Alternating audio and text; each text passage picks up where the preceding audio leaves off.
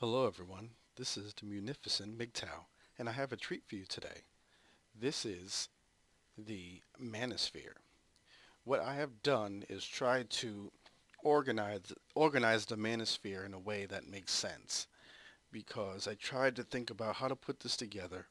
At first I thought about a spectrum, but I felt it was too complex for a spectrum. I tried to think of dualities as into different factions, and it was also too complex for that. So what I had settled on is making a map with spheres, because this is the manosphere. I know it's so lame. Deal with it. It's a pun. But the thing is, let me before I get into the different areas of the manosphere, let me tell you that these spheres are not mutually exclusive. There's lots of infighting in between members of the same sphere in different uh, modes of thought within that sphere, and there's also fighting between spheres, and there's also overlap between spheres. So one person could be many of these spheres, or just one of them, or just one specific kind of thing in that sphere. So they have some commonalities. Uh, Everyone in the manosphere dislikes feminism to varying degrees, from disliking it to hating it, and everyone in the manosphere is generally pro men's rights. But that's where the similarities stop. There's great differences between the different spheres. So let's proceed. Segments of the manosphere. First, we have the MRA, MRM, men's rights activists, or men's rights movement, the anti-feminists, tradcons, PUAs, MGTOWs, and TFLs, True Force Loneliness. Let's get into the MRM, Men's Rights Movement. The Men's Rights Movement is a group of politically active men and women. Here's the thing: women are allowed within the men's rights movement. Other spheres would not approve of this for the most part. The men's rights movement, they're for many things, and I'll just list a few of the things that they're for in A Voice for Men from the website of Voice for Men. No male circumcision, selective service needs to be abolished or include women, choice of parenthood for men, a mandatory paternity test, paternity fraud should be punishable, dispense with child support except for in extreme cases, equal treatment for both men and women under the law in both probate court and criminal court. Some prominent men's rights activists are Paul Elam, who runs the site A Voice for Men, and I personally think he's a hack because he tried to hijack MGTOW and say that MGTOWs can be married and ridiculousness like that. Karen Strawn, who is a very intelligent and very strong proponent for men. She talked about the disposable male. I'm not going to get into detail about that, but if you'd like to check it out, just look her up on YouTube, Karen Strawn, Girl Writes What, Disposable Male. Rushvi, who runs a website called Return of Kings, which is a great website. John the Other, who is polemic, is very vitriolic. His rhetoric is very polarizing. So he is a men's rights activist, but he bumps heads with Paul Elam because he was a staffer for Paul Elam's A Voice for Men, but his mouth got him in trouble. He disagreed with Paul, so Paul ostracized him, kicked him out. Helen Smith, she wrote a book called Men on Strike. This book largely introduced me to the manosphere, so I got to give a lot of credit to Helen. Let's move on. The anti-feminists. The anti-feminists are men who really dislike and mock feminism. They're not necessarily activists. Like they may not necessarily hold signs in the street or attend men's rights conferences, though they may. Their primary agenda is to debunk, to humiliate, and to discredit feminists and feminism wherever it rears its ugly head. They kind of believe that feminism is the problem, where other spheres don't believe that feminism is the problem. Other spheres see feminism as a manifestation of female nature, of gynocracy. It's not something that can really be defeated per se. Anywho, Sargon of Akkad is a British man. He's very intelligent, very witty. He produces great videos. I recommend you go to his channel and subscribe. There's Fiedelbogen, there's Men's Rights Edmonton, and others who I didn't list. I'm sorry if I didn't list you. Let's move on. I'm trying to be relatively succinct and not take up too much of your time here. Tridecons. Tricon stands for Traditional Conservatives, which are kind of like right-wing Republicans in the United States.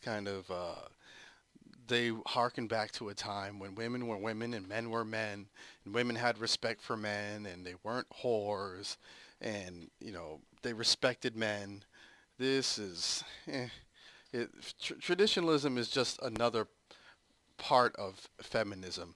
But that's a whole nother topic that Turd Flinging Monkey and Barbarossa, they explain it in much better detail than I probably can. But I may make a video about it, but I'd probably just be rehashing things that have already been said. So some prominent Tridecons are Matt Forney, who he's just a guy who's very disparaging towards women, and he's just a clown. He's an ass clown. I'm sorry. Aaron Clary is another ass clown. He may not identify as a tradcon, but he aligns himself with some other tradcons, and he's an ass clown as well. He's one of those men who uh, seeks female approval and validation, and which makes him against MGTOW. And mind you, me calling them ass clowns are not. This is not a objective statement. This is very subjective. This is my opinion, and it's coming from the perspective of a MGTOW. So keep that in mind. Next, we have pickup artists. Pickup artists also don't get along with many MGTOW. The reason why that pickup artists and MGTOW bump heads is because pickup artists pander to women. They put pussy on a pedestal. They put getting pussy as one of the most important things they can do in life, which is the opposite of MGTOW. MGTOWs don't give a shit about women's approval and validation. We just let them, go their own way. We go our own way. So it's really antithetical to what we stand for.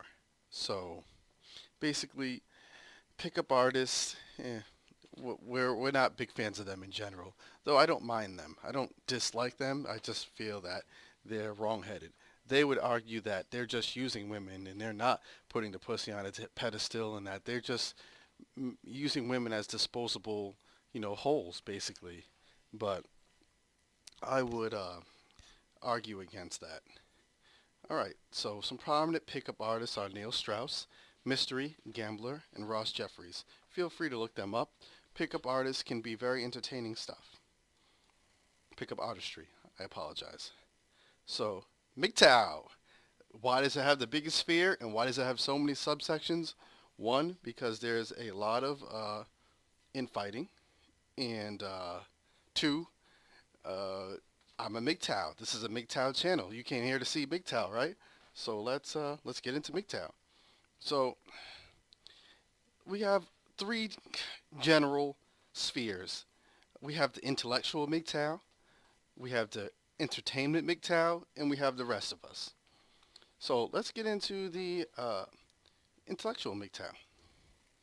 So these MGTOW, they make content to advance knowledge. They make content not for profit and not for just for their own edification and for the edification of those watching. They try to be as informative as possible and research what they're talking about and link things to the things that they're talking about, the source material. You have Barbar, also known as Barbarossa.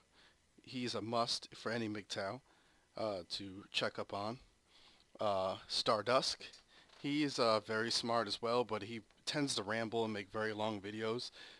Conciseness is not a strong point. Razorblade Candy, who bumps heads with Stardusk because Stardusk is a fan of evolutionary psychology, and Razorblade Candy feels that it's more societal than evolution. He feels that intellectual evolution in evolutionary psychology is the lazy man's argument. Just, oh, we're made that way, we're made that way, as if we have no agency. Uh, Turtle Flinging Monkey, he's a great channel. He's kind of in between all of them. He is conservative, but I mean like fiscally conservative, but he also makes very good arguments and he's very concise with his videos, like I'm trying to be. I'm trying to keep this under 15 minutes. Next is the most popular MGTOW on the internet is Sandman. He makes a video a day and he calls it a daily dose of red pills. He makes videos for profit. His videos are intellectually lazy, self-admittedly. Um, it might be okay to watch him for maybe a few weeks. You know, if you're brand new to MGTOW, he's got a lot of content and he caps them at 10 minutes. So it may be worth watching, but it doesn't really provide you with too much intellectual growth or stimulation. Tom Likas is another entertaining MGTOW. He has his own radio show, and a lot of older MGTOW like him. But Tom Likas is cool. Check him out. Louis Marco, he's a fitness guy. He just happens to be a MGTOW, and his fitness channel is super humongously popular, and that's what sucked in a lot of MGTOW as well. Shouts out to Louis Marco. Salucci is an entertaining guy. He's funny. He can dance really well. He's got some fashion sense. He has a good time. He's entertaining. Check him out. And next, you know, let's give ourselves a pat in the back. It's the rest of us. You know, it's the rest of us who are sharing our experiences and doing what we can. You know, we work full time, or maybe we don't work at all, but a lot of us don't necessarily have the time to, you know, make super, you know, nice productions or, you know, research everything to the max. But we do want to get our voices out there. We want to be heard. We want to let other men know that we're not alone, because for the longest time, I thought that I was weird in thinking the way I think. I thought there was something wrong with me, that I was abnormal. I didn't realize that there were thousands of men, you know, who think just like me, who feel the same way I feel. And it's important that all of us put our voices out there. And that's why I make this channel. So we have the mayor of MGTOW. He's helping out the homeless. He's helping people out. He's doing a lot of stuff. Absolutely, you have to subscribe to the mayor of MGTOW. If you're subscribed to my channel, do it. Sexy MGTOW, Vention MGTOW, and yours truly, the munificent MGTOW. Of course, I have to plug myself. It's my channel. It's just starting, but you know, definitely subscribe and like the video if you like it. Let's move on to the very last category. TFLers, true forced loneliness. These are guys who feel that they can't get women even though they've tried. They would consider themselves losers in the eyes of women. And there are no prominent TFLers in my opinion, because if they were prominent, then women would want them. And then by definition, they wouldn't be truly forced to be lonely. So it's kind of a, you know, oxymoron, or to say a prominent true forced loneliness guy. So there you have it. That is the Manosphere. Like I said, these circles actually, if I were to, you know, draw them accurately, they would overlap and they would be really confusing and really messy, because there's so much infighting and overlapping, but in the end, we're all for men and we're against feminism, and let's, you know, try not to fight so much. A lot of us disagree with the delivery and how we go about getting men to our cause, but we're all in it for the same thing, right? So I really hope that you enjoyed this presentation, and I'll see you guys on the next video.